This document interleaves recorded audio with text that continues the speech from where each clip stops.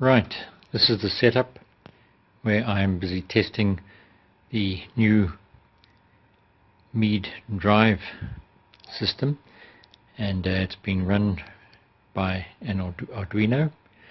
So what we have over here is the actual drive itself, and then we have the motor and the worm shaft, but just above the end of the worm shaft you can actually see a little optical sensor. So that optical sensor is having a look at the shaft. Half of the shaft is black and the other half is original silver. So when there is a change in reflectivity, then it sends a signal to the Arduino, and the Arduino knows what to do with that there. Here is the electronics besides the Arduino. That one in the top right hand corner is a stepper driver, so it receives the pulse frequency from the Arduino and the direction, so then it sets up the pulses which then control the motor and drive it at whatever speed is being required of it by the Arduino at any time. Now the other stuff that's here, that's the front panel of the drive housing, so it will all have to go and be packed back on. And here is the Arduino's underneath there. So I said that the driver down there, an 8825 driver, it knows at what speeds to drive the motor. So there are two speeds that it's got to drive. So here we have the computer, and this computer is just monitoring what the Arduino is doing. Okay, so here we've got the computer, and we have got a whole lot of information coming through every 5 seconds. I've got to send this information through. So the first thing, what we have to do here, there is a cycle through which this worm shaft drives the telescope, and it takes about 470 seconds. One half of that cycle, it drives it too fast, and the other one, it drives it too slowly. That is just the nature of the worm gear, and it has to do with its the way it's made physically. So there's not much you can do about that, and that's called a periodic error. So what I'm trying to do here is periodic error correction.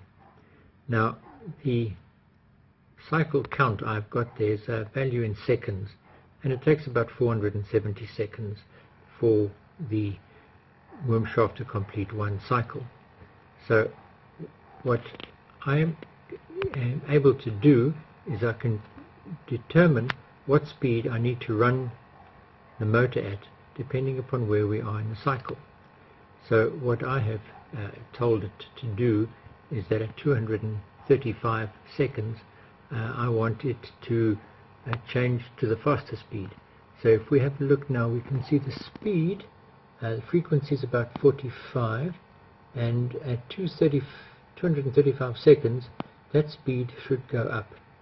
So let's see, there we've got 230 seconds now, and I think the next one we should see, there we are. So we've actually moved up in speed to 55 seconds now. Now at the moment I don't really know at which part of the cycle we are at, whether we're at the slow part or the fast beginning of the fast part or the middle of the slow part. I don't know. That I've still got to find out, and when I find that out, I'll be able to actually synchronize that cycle count with the faster and slower speeds, with the periodic error that the computer has got. But I first of all got to know exactly where I am in that cycle. So what we have here, of course, I mentioned that opto sensor, which is telling me where I am in the on the shaft, and what that will do is about every, well, what we can see there now, it took 476 seconds for the last cycle. You can see that just below the cycle count, And what I am recording there, you can see further down on the screen, it's telling me how many seconds have passed and how many seconds have elapsed since the last shaft opto event. And but what I do is I just record how long the last cycle was. So that's 476 seconds that it was. Now what it does, what I'm going to go and do is find out that part where it triggers. I'm going to find out where that is in the cycle, and that I'm going to do by actually having a look and watch the telescope while it's busy tracking a star, and I can see when it moves one way or the other. And then what I can do is I can say, fine, the cycle was at let's say let's say the cycle was at 220 at the time that I saw the change of direction, and let's say if going from faster to slower. So then all I have to do is I have to tell the optosensor that when it senses, it should actually set the value to 220, because that means that's the beginning of the cycle. So that way we can always tell where the beginning of a cycle is. So what else have I got on here? You can see in the third row, I think it is, fourth row, fourth row, we've got the session elapsed time, and that just tells me for how long this session has been running. It would be like an observing session, but the main reason that we've got that here is in order to switch off the telescope drive in case it continued driving, I left it on or something like that.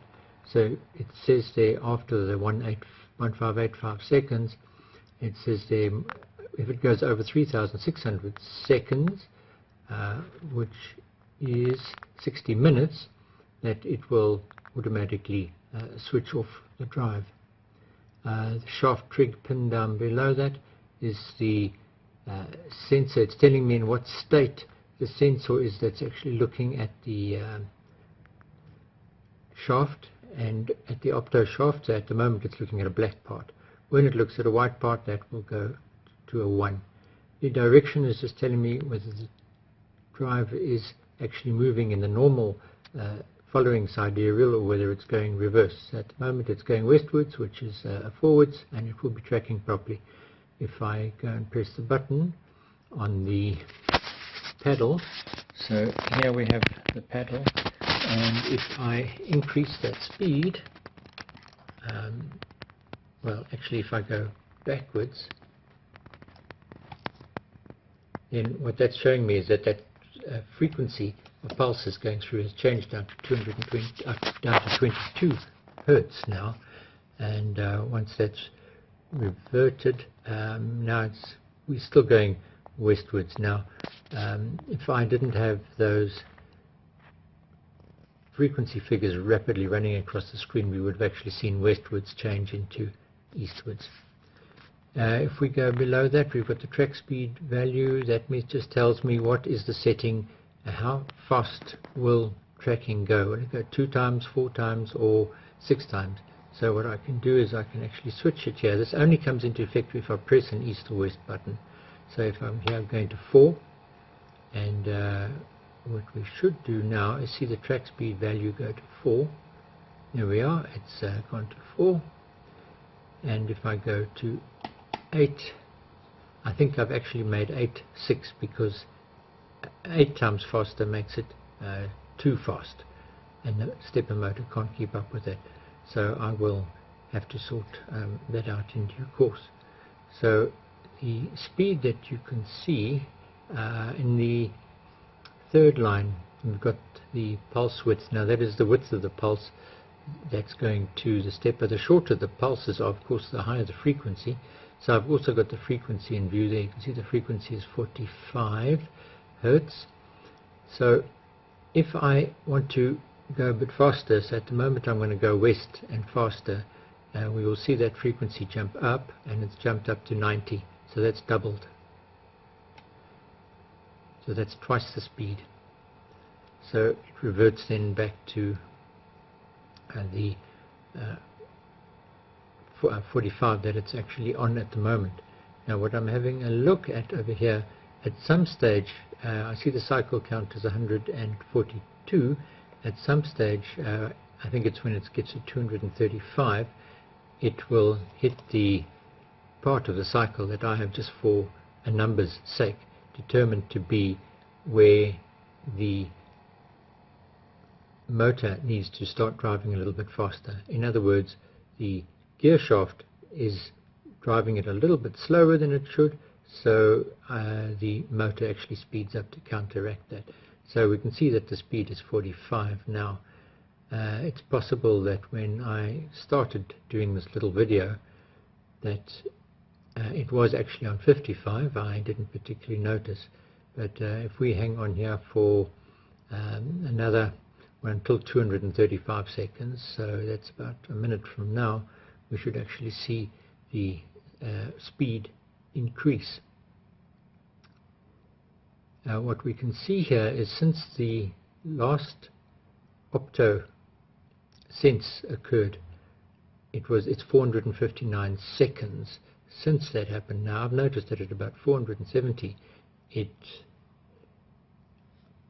reached the end. So what I'm looking at here, there we are, I've just seen that value go from 0 up to 5, which means that there's an opto event. And if we have a look back here, we will see that it zeroed the time since the previous shaft event, and now it's back down to 7 seconds again. So every time it clicks, it does that.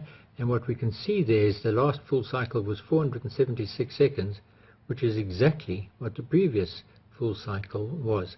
So at least there's some consistency in the opto reaction to the edge of the black area, and as soon as it starts picking up the silver area, that is where it triggers.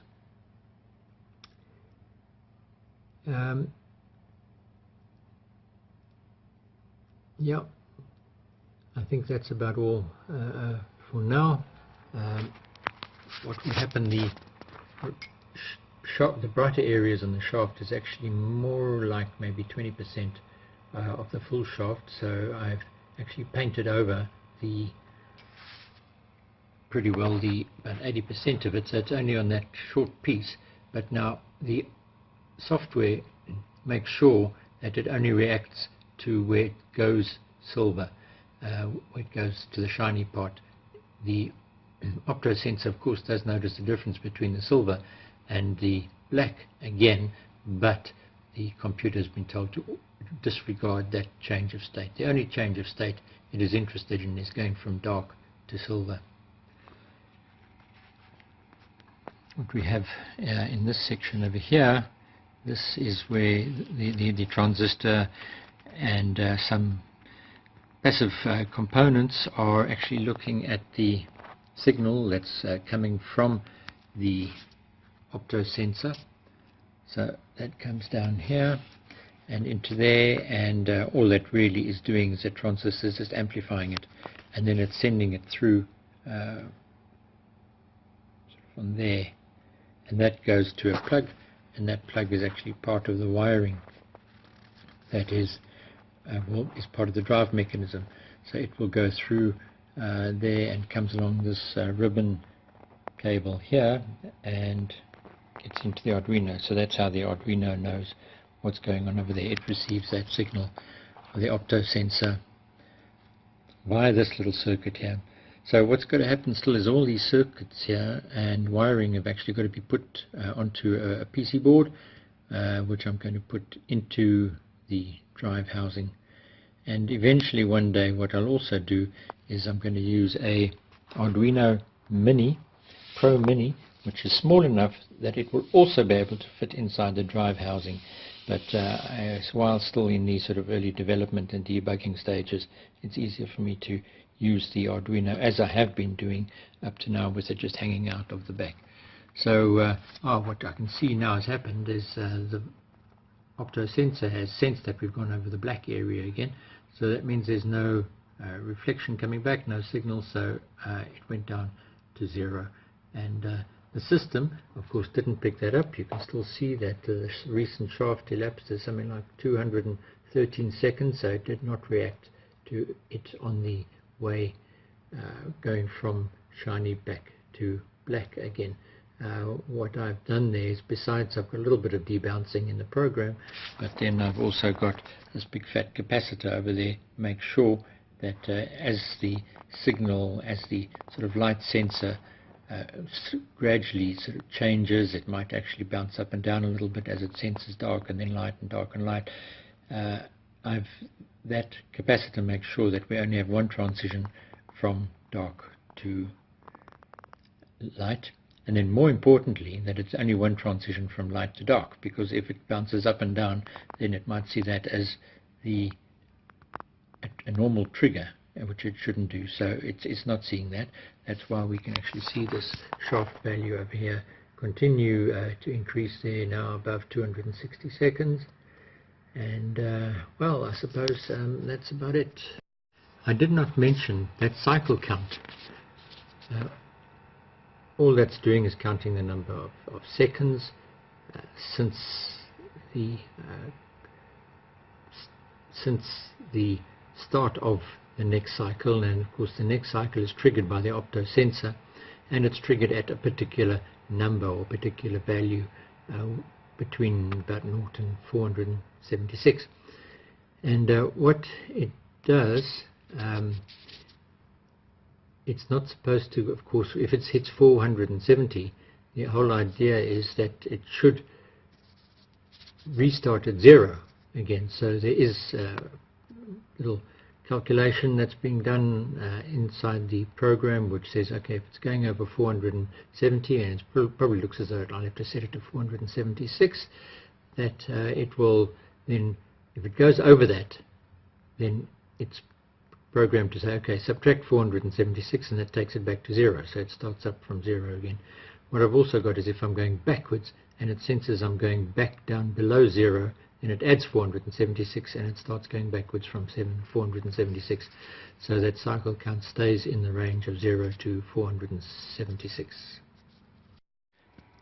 Another feature that I've got here has to do with the situation, let's say for some or other reason that the shaft actually stops turning, that it's jammed, maybe it's too much weight against it and it just can't turn any longer, and something which has stopped preventing the shaft from turning any longer. Now the way one can actually detect that is if the encoder, or not the encoder, if the opto sensor does not actually pick up a change from light to dark or dark to light within this 476 second period. And so what I've done over here is I've said, okay, fine, if it goes over 476, if it goes say to 500, since it last sensed a change, that it then must switch off the computer. So switch off the Arduino rather. So what we have over here at the bottom line over there is saying the shaft rotation timeout value. That means the value, it being 1 means everything is okay. If it went over 500, that 1 would actually change to a 0, and that would indicate to another routine in the program to actually stop the program.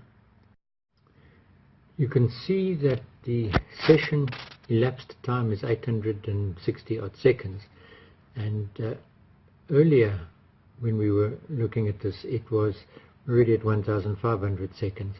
Now what we really want in terms of the drive switching itself off if left unattended, it means left unattended. If I am busy pressing east or west buttons, then that means it is attended. So it is unattended any time after the last key press.